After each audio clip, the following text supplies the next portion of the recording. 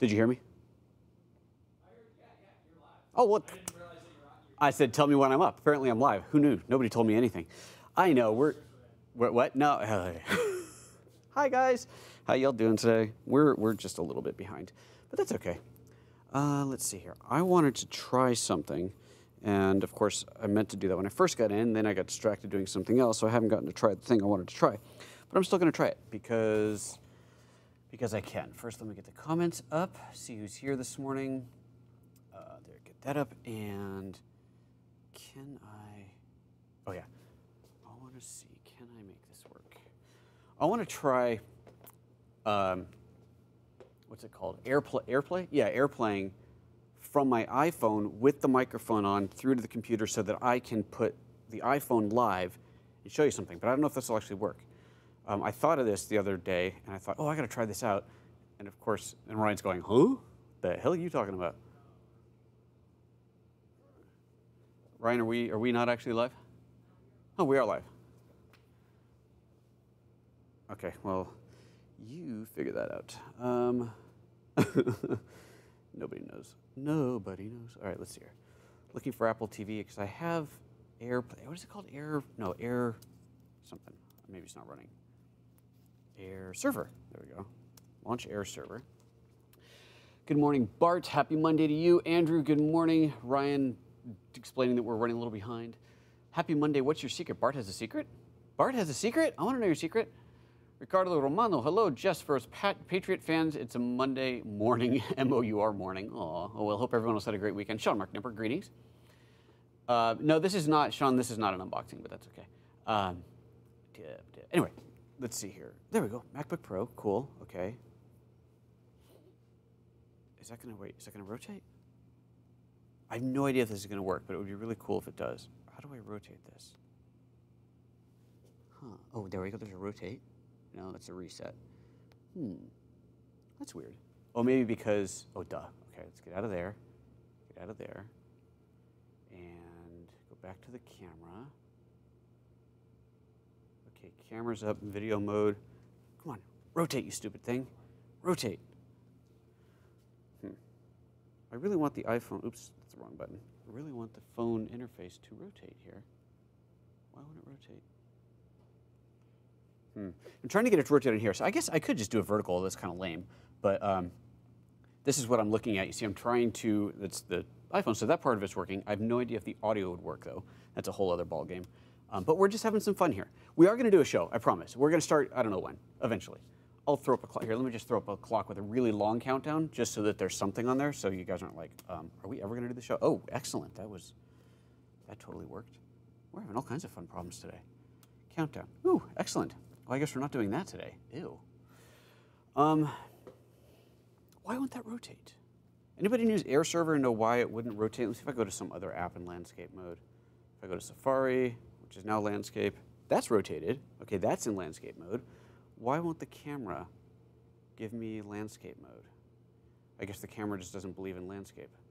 That's too bad.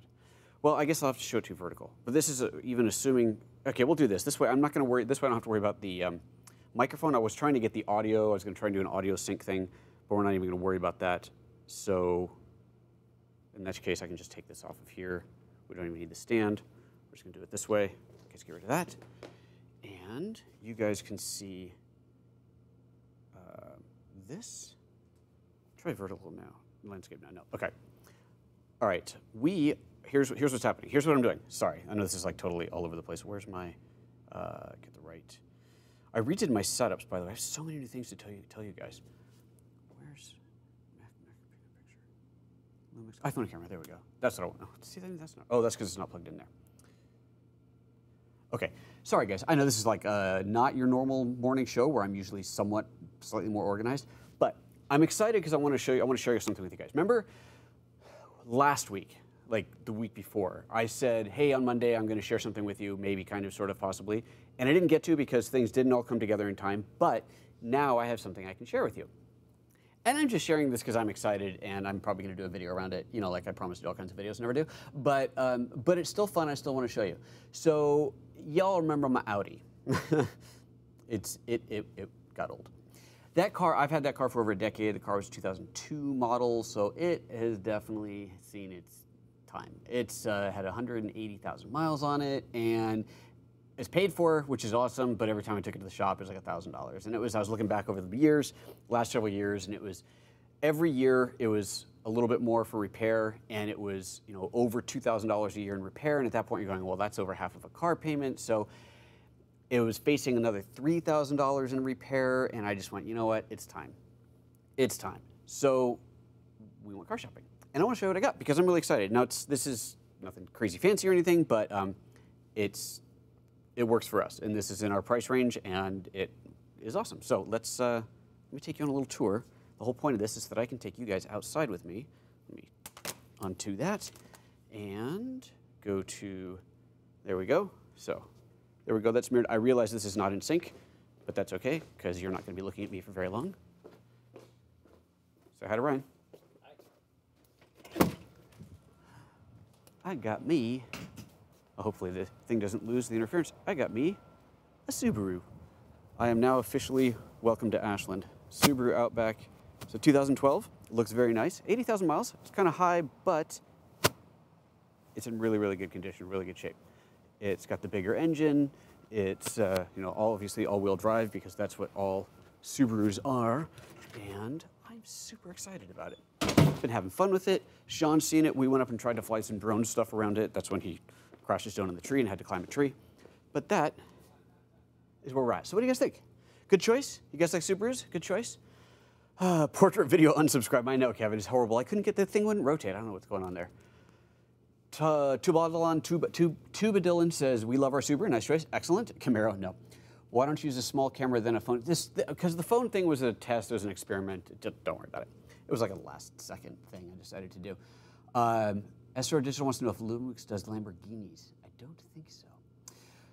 So there we go. Oh, Ricardo was asking, could you tell me the name of your in-ear monitor? Yeah, let's save that for the AMA when we get into the questions. So there you go. That's kind of fun. I just wanted to share that with you guys. Just one of those silly little things. I just kind of wanted to share my new car, because we're going to have fun with it. We are definitely going to have some fun with that. We're going to take it out on the road as we have in the past. Because of the car, what it is, I can get into places that I couldn't go before. Just last week, Sean and I went up the hill up to this thing called Pilot Rock, which I've never been able to get up to before because my car couldn't make it. And now I did, and it was like, yeah, that was fun. It was really cool. Okay, how about we get into a show? Should we have a show? Let's have a show. Okay, that's all set. That's all set. Yeah, let's do this thing.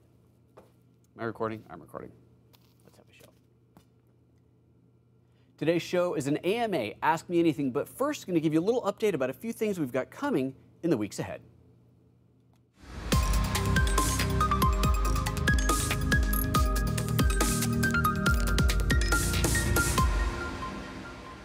Good morning and welcome to PhotoJoseph's Photo Moment, the first live show here on YouTube, talking about photography, video, and all that good stuff every Monday, Wednesday, Friday. First live photo show every Monday, Wednesday, Friday. You get the idea. You know what it is. We are here at 9:30 a.m. Pacific time at youtube.com/PhotoJoseph, talking about anything camera, video, photo related. If it's got a lens or camera attached to it, I figure it's fair game for this discussion, and that's what we do here on this show. Normally, if you've never seen the show before, normally we have a very specific topic. Today is one of those AMA shows. Just kind of whatever you want to know about, throw it out there. We'll chit-chat. This could be a 20-minute show. This could be like a 3-hour show. I really have no idea.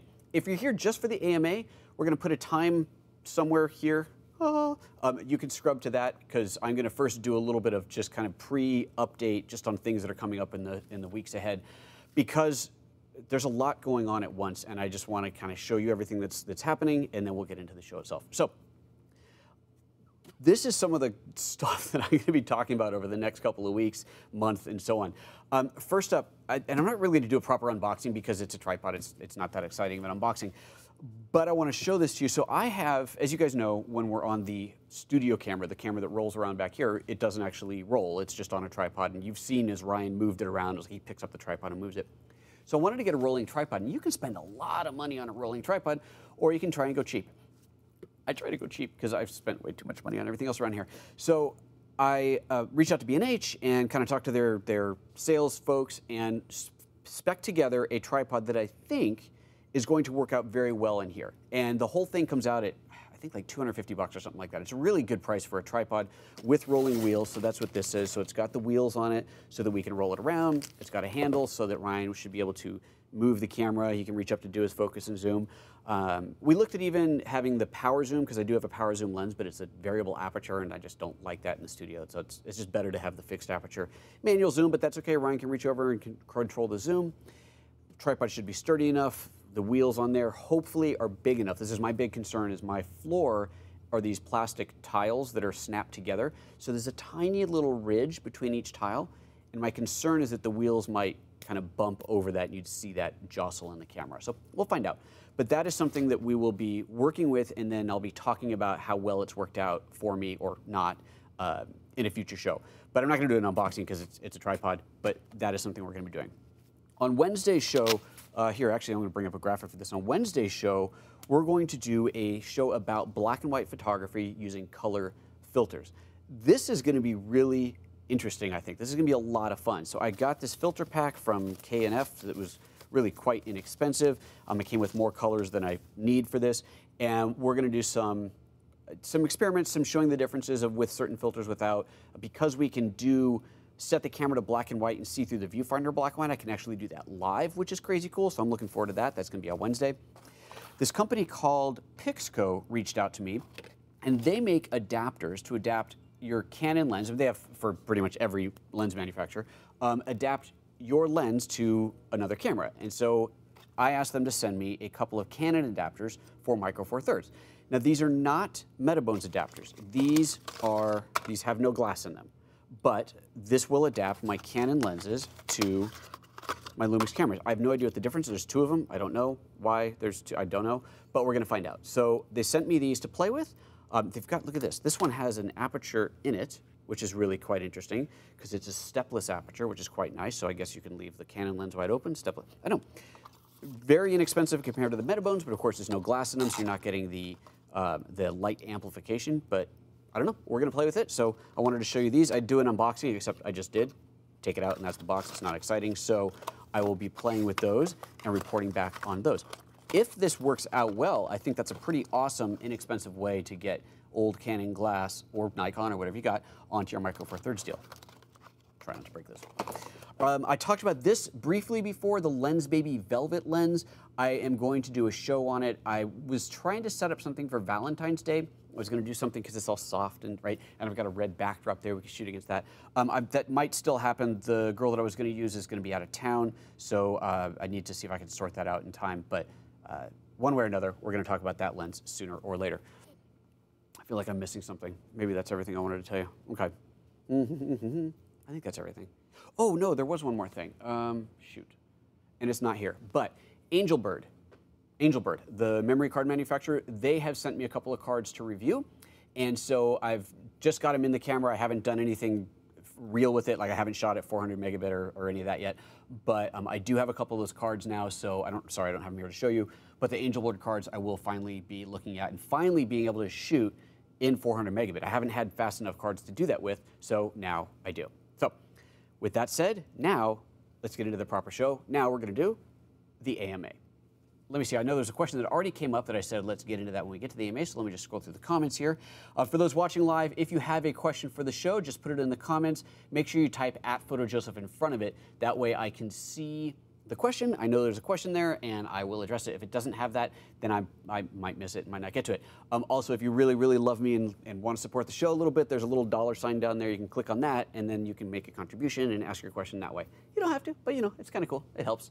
Every little penny helps here. All right, first question comes up. Bruce Bruton says, good morning, how are you today? I'm fine, thank you, Bruce. You can tell I'm very excited. I'm in a good mood today. I got a small rig cage. I thought it said rib cage at first. I thought, well, that's a bit odd. A small rig cage for my G7. Okay, and my question is, if you know, can I still use my external flash in the camera's hot shoe with the cage on? Well, that's going to depend on the cage, whether it is shaped around the hot shoe, which I would think most cages would be. Where's Ryan? Can you grab my the camera with the cage over there? The cage that Ryan's gonna, it's on the, I'm pointing and he's not even looking, he has no idea what I'm pointing at. It's on the big table. The cage that I have is for video use, and so by default, it doesn't really, thank you very much. It would be, you'd put a handle over where the hot shoe would be, so that kind of blocks it. However, in this case, and this is for the GH5, this is the small rig cage. I've talked about this guy before. This has, I didn't originally buy this because I didn't think I was going to want it, but then Sean, my buddy Sean, who you've seen here before, he sold me his because he decided he didn't need his. But this is called a helmet or something like that. Let me get these off so they don't make that noise. This attaches on top of here, allowing room for the XLR1 adapter to fit on here, and then I can still put other stuff on top of this. That's not a flash, obviously. We're not talking flashes here, but this cage, if I take this handle off, would allow a flash to go in, right? There's a space for that. I think you can kind of see that on there. Sort of see that on there. There is room for it. So let's see, actually, maybe I can do where's my top down? Is my top down camera on? Yeah, here we go. I rearranged all of this now, and I'm still trying to figure out where everything is. Where's my, oh yeah, overhead. There we go.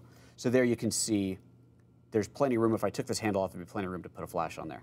But given that this is set up for video, obviously I don't need the flash on there. So there's that. Okay. Yeah, without knowing your exact model or being able to look at that, I don't have an answer for you. I'm sorry, Bruce. All right, let's see here. Ricardo says, can you tell me the name of your ear monitors? Oh yes, my in-ear monitors are, I don't have the case here. I forget. They're actually very nice, except that I'm having issues with them popping out now and then. They don't have the name on there. Ooh. I will have to link to that below. I'm sorry. We'll put a link to that down below because I don't remember the name of it. I've had them for a couple years now. The case for them is not here, which means it's in a box over there, which I'm not going to go digging through right now. I will have to put a link down below, so you have to come back and look for that later. Sorry, I don't have an answer for you right off. But I know that I did have to buy the flesh-colored wires separately, and those had to be custom ordered. This all came from Sweetwater. It was a little annoying that I had to get these separately. You'd think that that would just be normal, that most people would want flesh-colored ones, but so they have them in stock in various skin colors, but they didn't. I had to order them separately. Anyway, so, but they're great. They sound great. The problem that I have, well, they're wired. One of my next investments for the show is going to be wireless monitors. I think they will come, I think it's a Sennheiser pack that I've got in my shopping cart, I don't remember, but they come with their own earphones, but I will most likely still use these earphones because these are really nice, invisible, kind of wrap around and so on, and then just hook those up to the wireless pack. That's the plan. Do Lumix do Lamborghinis, SRO Digital? Not that I'm aware of, but I'll take one if they do. Matthew Wolf, I just bought the Panasonic G9, awesome, with a 14-to-140 LED. It's double awesome. What is your view? My view is it's awesome. Also, what are your views of UHS-I versus UHS-II SD cards? Okay, so the G9, love the camera, obviously. I've talked about it before, did some comparison videos. G9 is fantastic. 14-to-140 lens I actually have not shot with, but I hear good things, but I'm sorry, I don't have any personal experience with it. UH1 versus UH2, I'm gonna link right up here to a show that we did a while ago about cards, explaining all the differences, what all the different numbers mean, and so on. The UHS-II, if I'm going to get this right, since too much information goes into this thing I call a brain and then falls right back out again. If I'm remembering right, the UHS-II cards are the ones that have the double row of pins, which, no, it's not in that, which are what the new Angelbird cards that I just got have. Those allow the much faster read and write time. If I'm getting that wrong and that's not what UHS-II is, then just smack me, but watch the show and that explains everything. The faster cards, though, the benefit of faster cards are, first of all, if you're shooting video, there are certain spec cards that will not sustain the data rate that you're pushing to the card if you're shooting a really high-end video. So if you're shooting like 4K 60p, if you're shooting this 400 megabit and so on, you need the fastest cards, or the card will simply go, can't write that fast, and it stops recording. If you're shooting stills, the faster the card, the faster the buffer is going to clear. So if you're just a casual shooter, you're never going to know the difference. But if you're shooting sports and you're shooting full on, 10 frames per second out of your camera, and you just hold that shutter down, you could end up hitting the buffer, filling the buffer, and having to stop shooting because the card's going, hold on, just give me a second here to write the data. So the faster cards will either eliminate that or at least reduce it. So faster cards are always better if you're shooting video, especially 4K video, if you're shooting stills and shooting a lot of stills in rapid succession. If you're doing neither of those things, you can get away with the slower cards. However, one more thing to point out is that if you have a slow card, it's not just the write time, it's also the read time.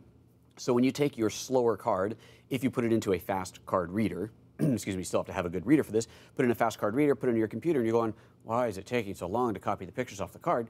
Well, because the card is slow. Well, the bottleneck in that case could be the card. So all things to consider.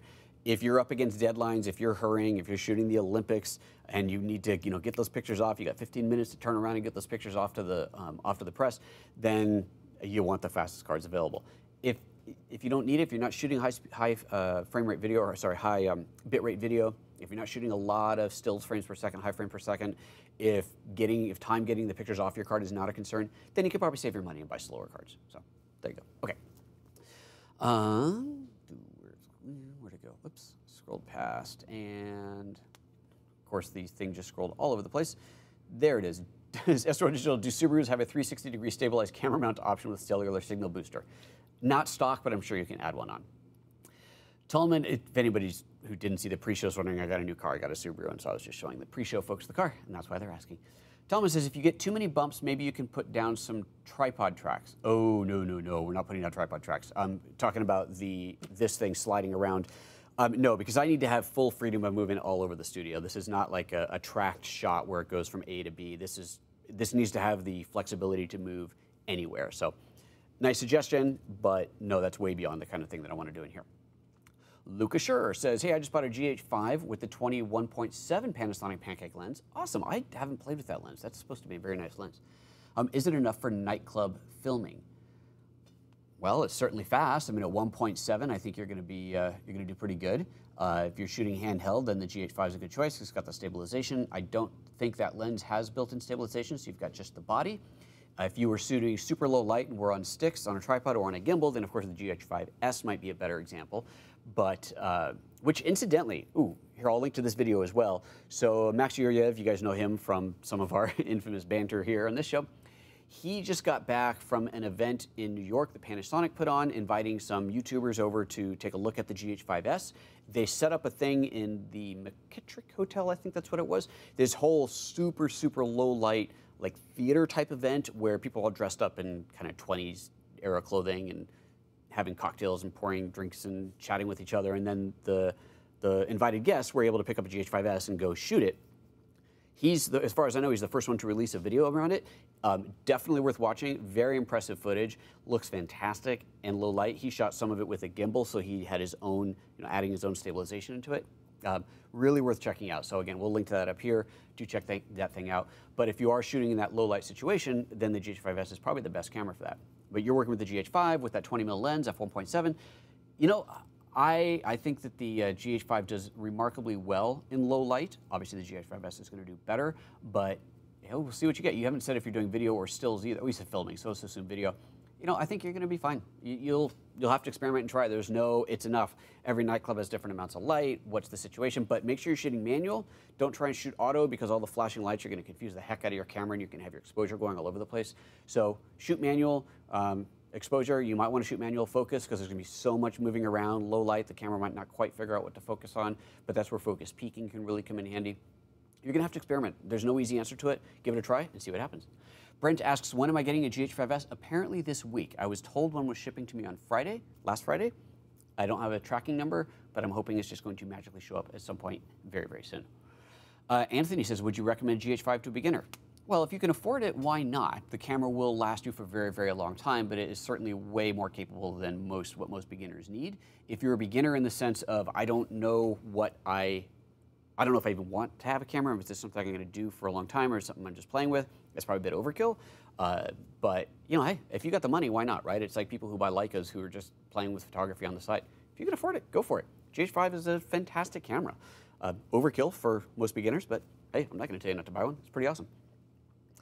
All right, let's see here. Oh, I'm sorry, I didn't have that. I thought I had these comments up this whole time. Bruce Bruton says, oh wait, we already hit that. How did we get, oh, you probably copy and pasted that in. Samir says, what do you think of the new GH5 autofocus hack? Don't know anything about this. By changing the shutter angle from 180 to 150 for much improvement of autofocus. I have not heard of that. Doesn't sound like a hack. Sounds more like a tip, but I haven't heard of that. Please feel free to post a link. Ryan, are people able to post links now? You said something the other day about maybe we could do that. Okay, Ryan is going to approve you, Samir, right now so that you can paste a link in. Go ahead and paste that link into the show notes, into the comments here, and then we'll grab that and we'll be able to put that down below as well. Oh, he can't do it. Apparently he can't do it. He's making stuff up now. Have you ever commented on a video, Samir? I don't know. Just get me the link one way or another. Brent says, also, if you don't have room for a flash, can't you use one of those offset cables for flash? Okay, so now we're talking about the cage and a flash again.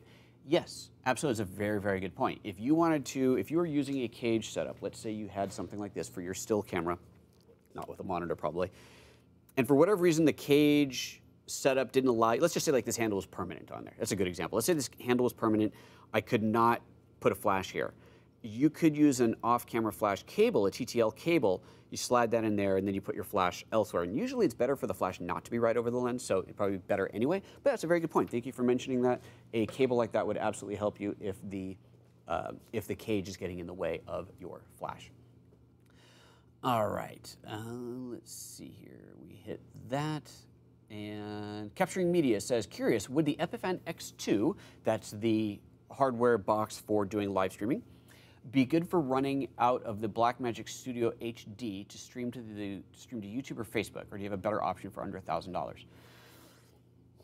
Blackmagic Studio HD, that's the new switcher, right? Let me pull this up real quick. I think that's the new switcher to do basically what I do, but on a smaller scale.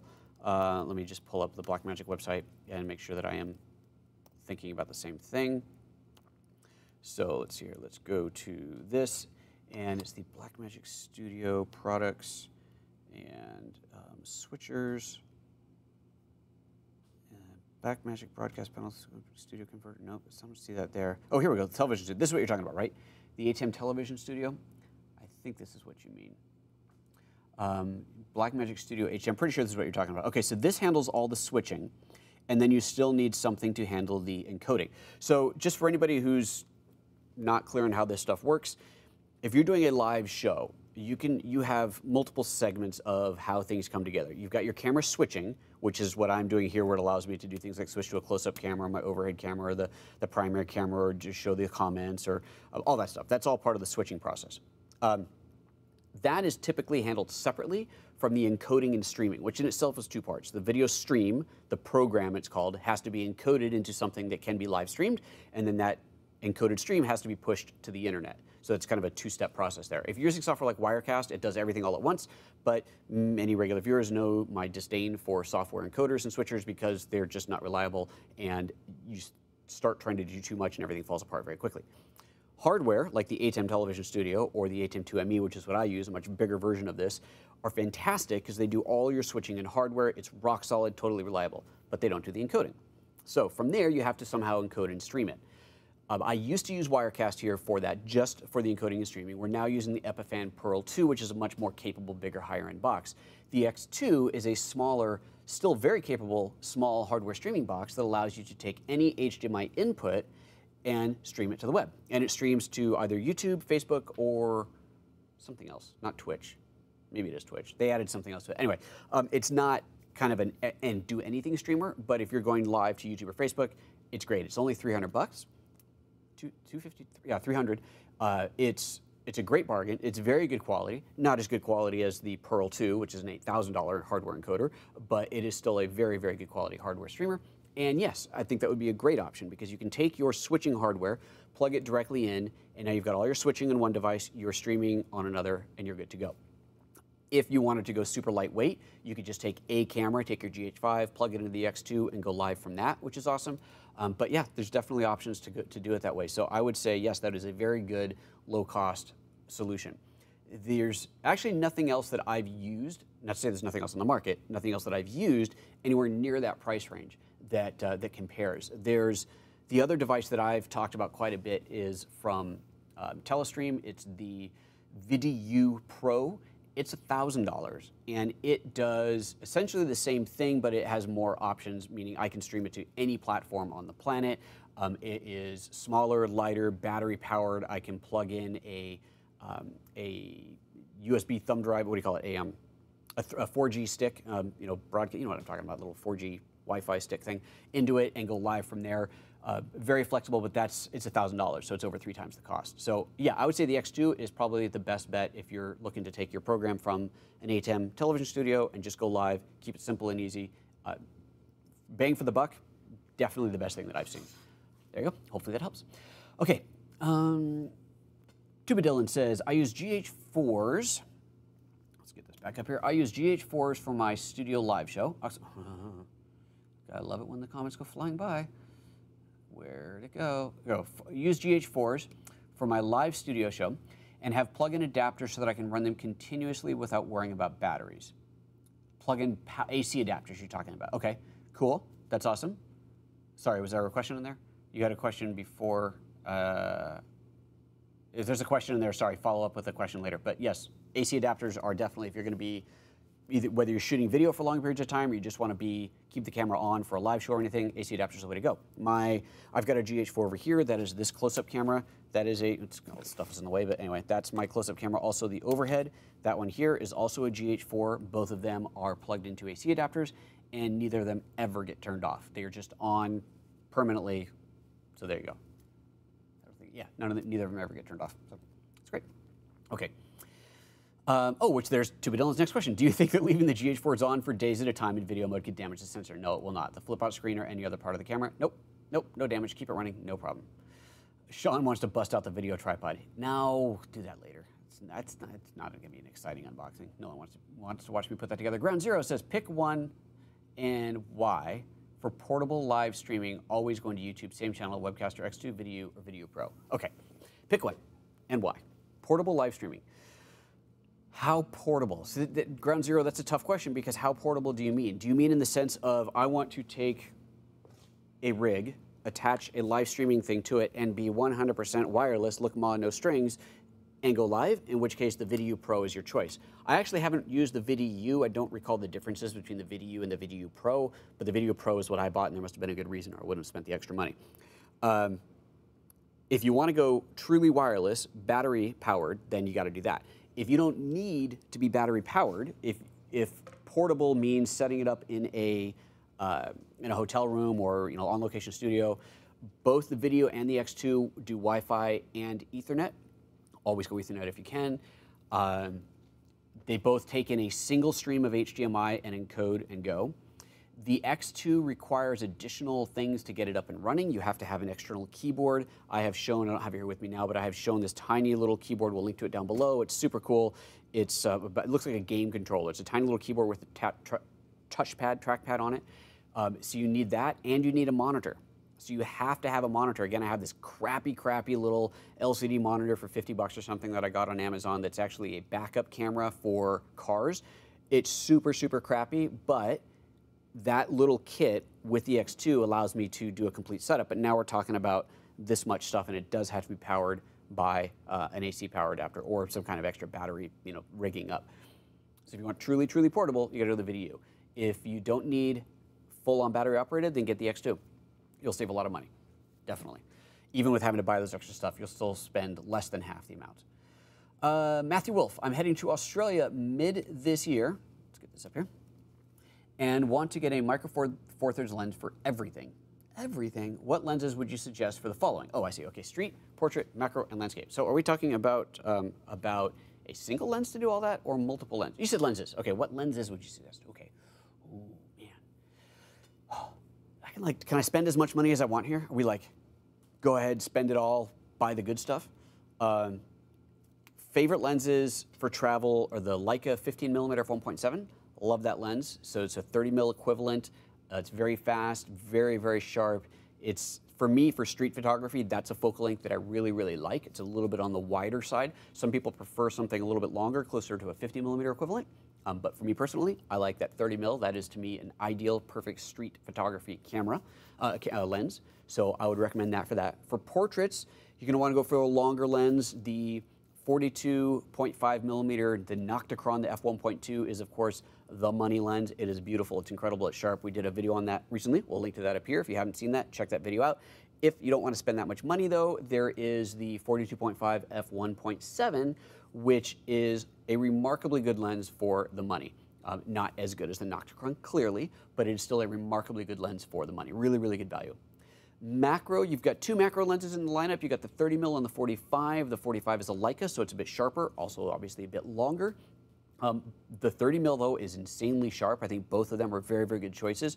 I wouldn't say, oh, you got to buy the Leica one because it's Leica, it's that much sharper. I would say, in this case, buy whichever one is a focal length that makes sense to you. Do you want that 60 millimeter equivalent or the 90 millimeter equivalent? Do you want that little extra reach? If you're shooting things like scorpions, get the longer lens.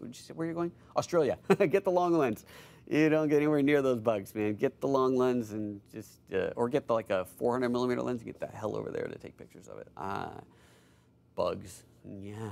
So the 45 millimeter macro lens, and then landscape, well, so here's the thing with landscapes. People typically, I can speak. People typically say landscape, you gotta have a wide lens. But my good friend Sean Bagshaw, who's been on the show a couple times before, is an unbelievably awesome landscape photographer. Most of his stuff is shot with a long lens. That's something I learned when I was out shooting with him. I'm like, well, you're shooting with his telephoto. He's like, yeah, better. Obviously, it doesn't work for everything, and he's got plenty of stuff that's shot with wide lenses as well. But a long lens in landscape may surprise you, just because you really get that compression between the mountains that are here and the ones that are way back there. You're focusing in on a more specific part of the landscape. So don't discount that. However, if you're just looking for a wide lens for landscape photography, I mean, okay, there's a lens, what is it, 12 millimeter? Is that? There's a Leica wide lens that I haven't shot with. I think it's 12. Lumix Leica. If I type 12, is that going to come? Yeah, 12 millimeter. Right. Let me pull this up here and show it to you. Yeah. No, that's not it. Maybe I'm wrong. No, 12 doesn't sound right now all of a sudden. Anyway, there is a wide. Maybe this is it. There is a wide. Yeah, this is it. Okay. There we go. This lens, I have not shot with it yet. It is apparently gorgeous. This is so it's a Leica lens, 12 meters, so 24 equivalent, f1.4, so it's really fast. So you can get that low light if you're doing low light stuff handheld. That's a gorgeous lens. Now, if you had this, would you want this and the 15 f1.7? Ooh, tough. Maybe not both, except the 15-1.7 is definitely a smaller and lighter weight lens, so if you want to have that smaller, lighter package for that street photography. But that 12, that's supposed to be bum diggity lens. Now then, if you want something wider, the new 8-18, which I'm still playing with, is beautiful. I've really been enjoying that. So there's the 8-18. That's obviously going to be quite a bit wider. So if you want something like that, that's a good option. There's a lot of good lenses out there. So hopefully that onslaught of information was helpful. CJ Copies. The reason, by the way, I want to show this to you real quick. I'm using a new app for doing my switching. The same company that made the old app that I use, Strata, has made this new app that only does the macros. And you might notice that the buttons are bigger than you've seen before. They're bigger, and there's space between them. It makes it easier for me to find the right one.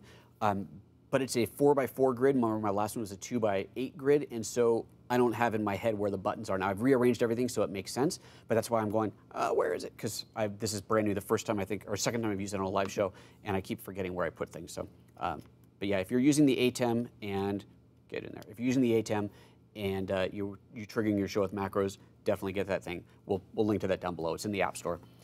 Yeah, that's cool. Okay, it's one of those shows. Moving on.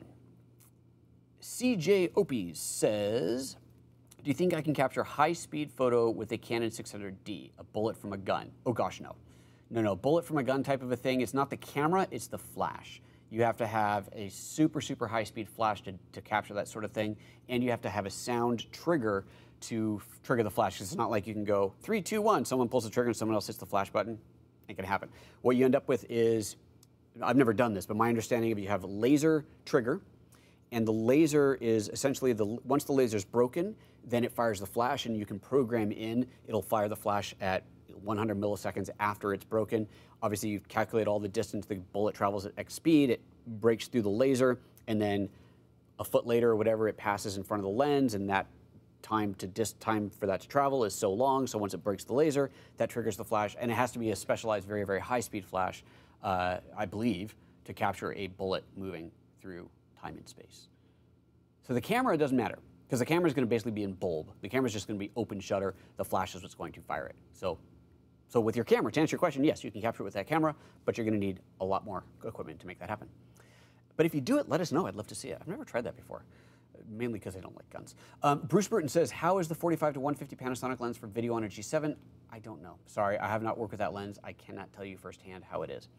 Matt Driver says, I use the Blackmagic Studio into the X2. Oh, awesome. Cheaper, but you lose the SD recording of the VidiU Pro. Ah, excellent point. Thank you. I forgot to mention that, Matt Diver. Thank you for pointing that out. The X2 does not have internal recording of your show, whereas the VidiU Pro does. Now, the X2 actually does have an SD card slot. It's just not enabled. So it's something that in theory will get added via a firmware update in the future, but Epiphan hasn't said if or when it'll happen. It's just if you look at the hardware, it's there. So technically it could be done, but it's not yet. So I think that hopefully they're going to add that because that is a pretty awesome feature to have. The reason you want this, well, multiple reasons. If your live show gets completely borked and you're like, my live show fell apart, but the show must go on, at least you have that backup you can pull out and re-encode and upload. Or if you want to re-edit your show later, you have a copy of the show that you can re-edit. Now, one of the things to know if you're doing this, if you're recording your live stream using the hardware that is doing the live streaming, and this goes for the VidiU Pro, I'm sure it will go for the X2 if it comes to that. This even goes for the Pearl. The quality of what is recorded is the same thing that is streamed. Okay, so you are streaming, let's say that you've decided to stream at 1080p at 6 megabit. That encoded file is what gets written to the disk. So the hardware does the encoding at whatever bitrate, size, and so on you've determined, sends that off to the interwebs, and then also sends that to the memory card. If you want to record it at a higher quality, you can either, like what I do here, is the show is recorded to ProRes because I've got another feed coming off of the switcher that goes into a recorder. I record the show to ProRes, and I've got a pristine quality copy to edit and upload for later. Or if you're using the Pearl, you can actually set a secondary stream of the Pearl because it's powerful enough that it can do multiple encodes simultaneously, and you can do a higher bitrate encode for that writes to disk. It's got its own internal, I think, 0.5 terabyte hard drive. However, even the Pearl doesn't do ProRes. So if you want the best quality ProRes, you got to do that separately and externally. So if you were going to do something, if you wanted to do a ProRes capture using an X2 or a VidiU Pro, you would have to set that recorder in between your switcher or camera or whatever your sources are, in between that and the encoder. So you'd have your camera or switcher or whatever. Then you'd have a recorder that has an input and an output path, and then you'd have your encoder / streamer. So the video stream would come into the recorder, get recorded at ProRes, and then back out untouched. It goes back out untouched into the encoder / streamer, and it gets shot off to the interwebs. So that's how you would do that. Sheila House, hello Sheila. There go my comments flying by again. Sheila, there we go. How do I get my preview on the GH5 to show the actual frame size? Is zoomed in or something and I cannot get backed out? Oh, okay, so you're talking, you're right, she is looking on the camera, looking at the picture, and has somehow zoomed into the picture. The thumb wheel. The thumb wheel on the top thumb wheel, the one that usually does shutter or aperture depending on the mode you're in, just scroll that and it will zoom back out. Zooms in, zooms out. So that's probably what you're running into. Just zoom right out of there. All right. Somebody's recommending Sling Studio. Yes, Sling Studio, check that out. I have not used the Sling Studio, but that is definitely a cool package as well. Willem Houtman says, should I use a battery grip for my G9? Shooting with the PL 42 point, Panasonic Leica 42.5, 1260, 818, and 15 mil. That is 100% personal preference. Do you want to have dual batteries so you don't have to change batteries less often? Do you want the vertical grip? If you want those things, then go for the battery grip. If you're more concerned with having a smaller, lighter package, then don't put the battery grip on it. Just have extra batteries in your pocket. And if you don't, obviously if you don't care about the vertical grip, total personal preference, but it's a nice advantage. If it's a nice add-on, but if you're buying into Micro Four Thirds because one of the reasons being you want it to be smaller and lighter, when you start adding things like the battery grip on there, you are definitely getting your size up there again. So just something to consider. It's a great add-on. If you need it, perfect. I have it for the GH5. I don't usually shoot with it on there. It's just not something that I usually need. I've got bags of gear around. I don't need to have 2 batteries in there. And I don't know, I guess when I shoot vertical, I just do this. I don't need to have the full-on grip. So, but that's me. That is me. All right. Boom. Well, where'd it go? Comments. There we go. Tom Curley. Oh, hello. Tom is piping in saying my pick, probably for the Australia trip, would be the 1440 f3.5 to 5.6 and a 15 mil Leica for low light wide shots. There you go. There's some more suggestions for lenses. Bernardo da Silva says, do you think Panasonic will release an improved version of the G85 and the GX85 with a 20 megabyte sensor soon? Okay, here's what I always say to questions about do I think, what are they going to do? First of all, I don't know, and even if I could, I couldn't tell you. So there's that. Being a Lumix ambassador, that's the kind of information that I may or may not have, but even if I had it, I couldn't tell you. But then I always like to respond to these things with a snarky response. This is not direct, this is just in general because it's fun. I like to say no. No, that is the best camera that they will ever release, and they will never make anything better. I used to work at Apple, and people would always ask me, is Apple working on a new laptop? No. The last one that came out was it. That's the last one they're ever going to do. So will there be a replacement for any camera in the lineup in the future? Most likely, yes. Unless the camera was a complete and total flop, then camera manufacturers tend to evolve that camera to the next generation. As far as when, your guess is as good as mine, but there's always something else being worked on. No company in the world sits around and doesn't do anything else. So apologies for the snarkiness, but you know, that's just kind of what goes with that question sometimes. Okay, Anthony Jackson says, vlogging, 7 to 14 or 8 to 18? Ooh, very good question. I know both is good if you had a choice, just one, and why? 8 to 18. If I was vlogging 8 to 18, it has less distortion around the edges. So if you see someone who's vlogging with a 7 to 14, they're doing, you know, obviously the personal pointing at themselves. That 7 at 7 millimeter gets a bit more distortion than the 8 to 18 at 8 millimeter. So that 1 extra millimeter of width doesn't make any difference, I don't think, for vlogging type stuff. And but the less distortion will look better. So I think the 8 to 18 is a better choice for vlogging. Brent Kaplan says, I have the 12mm Leica. It's awesome. Fantastic. I got to get my hands on one of those. I've never shot with it, but I know a few people who have it and absolutely love it. Bryant says, love watching your GH5 videos. Thank you. Would you ever do other videos on other cameras? You deserve way more subscribers. Well, thank you, Bryant. Send those subscribers my way. I will gladly take them. I don't have plans to do them on other cameras other than doing add-ons to the GH5 course for the GH5S. I'm going to do a supplementary course for that. Obviously once I get the camera, but other than that, no, I don't have plans. Those take a lot of work, and I can, like that GH5 training at gh5training.com, by the way, just in case you're wondering what in the heck he's talking about, gh5training.com, you head over there, you can check out my course. It is 5.5 hours of very detailed, extensive training on the GH5. It is a $100 download, so it is not cheap, but I figure with the GH5, it's a $2,000 camera, you can spend 5% of what you spent on the camera to learn the training. But if I did one of these trainings for a smaller camera, let's say a $1,000 camera or a $500 camera, the training's going to take just as long. It takes a lot of time and effort to put those together, and it's really hard to, I can't sell something like that at $100. People are going, oh, that's too much money. So could I sell enough at $50 to make it worthwhile? Probably not. I don't know. It's a lot of work, so no, I don't really plan on doing them.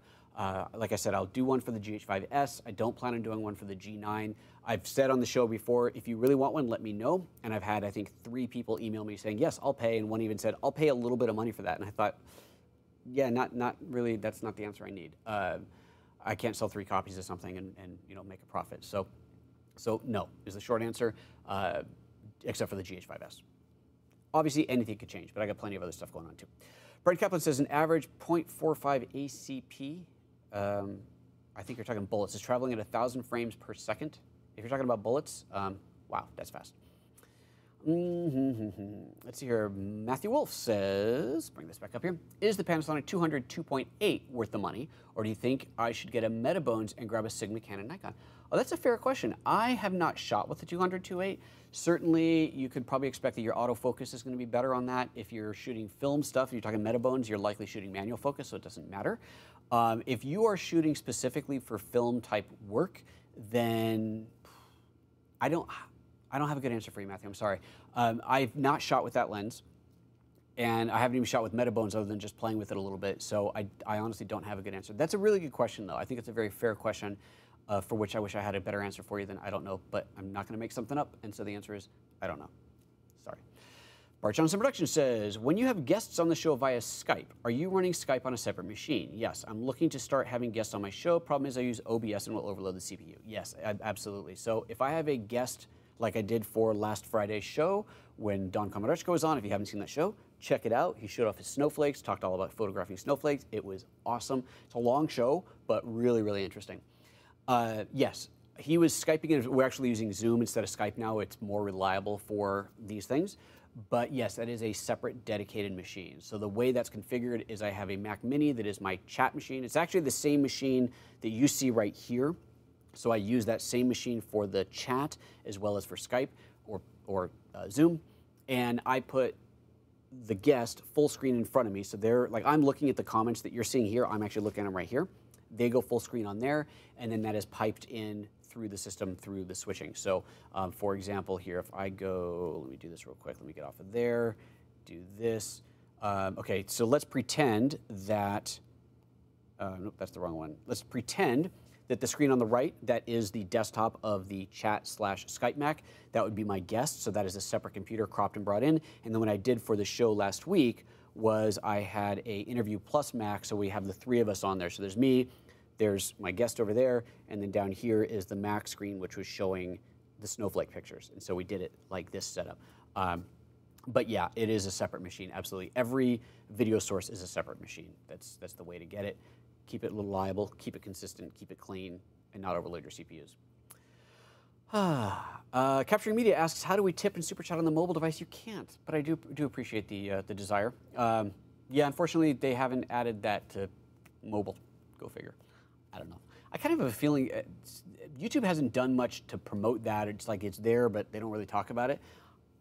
I heard once, I think, Ryan, didn't we hear that that was going away even? I don't know. YouTube really needs to figure out how to help monetize their platform. CJ Opie says, if I want to review a GH5S for YouTube, how do I get in contact with Panasonic? I would like to say, don't call them, they'll call you. I know that when it comes to these things, they reach out to the biggest YouTubers. You know, but I don't know. Sorry.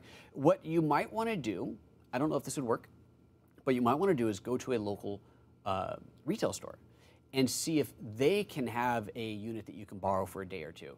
Because if you're promoting them, you know, here's my GH5S, here's my review. If you're going to buy one, go to this store to buy it. That might work out, right? This is how I do stuff with B&H. I have an agreement with B&H where they will send me pretty much anything that I ask for a month, like this tripod here, and I then do reviews on it. I talk about it, yada, yada, and of course, I encourage you to purchase this product if I think it's worth purchasing. I encourage you to purchase it from B&H. You can do that with a local camera store. If you walk into your local camera store and say, hey, here's the deal. I'm a big shot YouTuber. I got 100,000 subscribers, and your video, if I do a video on this, is probably going to get 10,000 views or 100,000 views or whatever it is, then maybe you can sell them on it. That might be a good way to go. So good luck. All right, that is the last comment. We are going to end it there. Whew, that was a long one. Thanks a bunch, everybody, for tuning in today. That was a lot of fun. So remember, next Wednesday, we are doing the show on the black and white photography using color filters. It's going to be a kind of a crazy fun thing to do so that we can, well, again, we're going to do this live. We're going to show what it looks like when you shoot a black and white picture through color filters. I've got all these color filters here. See, I just shot that little thumbnail picture this morning.